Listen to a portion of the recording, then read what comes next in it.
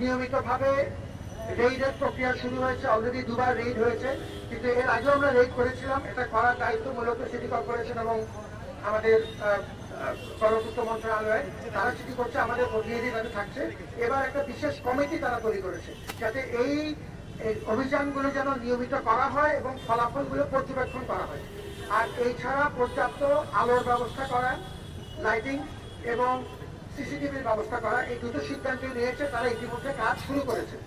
আমাদের তরফ থেকে উদ্যানের যদিও ব্যবস্থাপনার দায়িত্ব তাদের, কিন্তু আমরা বলেছি যেহেতু যে কথা আপনারা সবাই বলেছেন যে যেহেতু এটিতে আমাদের সন্নিহিত এলাকা এবং আমাদের বিরাট দায় থেকে যাচ্ছে, অতএব আপনাদের পূর্ণ সহযোগিতা আমরা চাই।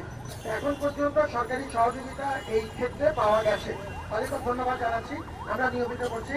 আমরা আবার জানি কিছু রেস্ট্রিকশন দেব, আপনারা সবাই সহযোগিতা চাই। আমরা এর আগেও দায়িত্ব নেওয়ার পর থেকেই যান নিয়ন্ত্রণের চেষ্টা করেছি, বহিরাগত নিয়ন্ত্রণের চেষ্টা করেছি। আমাদের সাকুল্যে 17 জন স্টাফ আছে এই প্রোটোকল টিমে।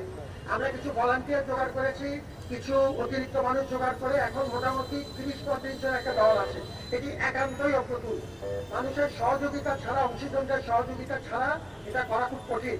এর আগে আমরা সহযোগিতা পেয়েছি, কিন্তু আরেকটু বেশি পেলে খুশি হতাম। কোনো কোনো মহল থেকে পুরোপুরি সহযোগিতা পাইনি।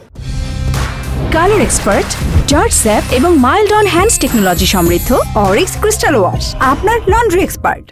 এবার আমরা আবার চেষ্টা করছি, আপনারা সবার সহযোগিতা চাই। আমরা সাংবাদিকদের সহযোগিতা পেয়েছি, সবসময় পেয়েছি, আপনাদের ধন্যবাদ।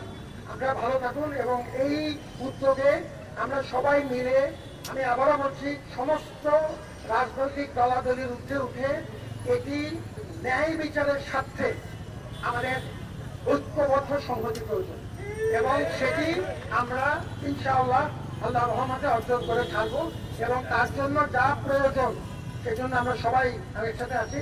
আমার প্রতিনিধি হিসাবে এই কার্যক্রমে আমাদের সম্মানিত পরিচালক আইয়া সার্বক্ষণিকভাবে থাকবেন এবং আমাদের সিনিয়র অধ্যাপকদের 3-4 জন এখানে জড়িত, প্রবর্তক একজন জড়িত, আমার প্রক্রিয়া টিম, আমরা সবাই এই প্রক্রিয়াতে সংহতি প্রকাশ করছি।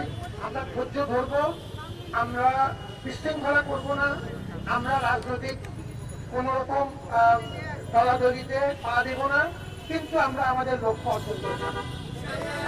সবাই ভালো থাকুন, শুভকামনা।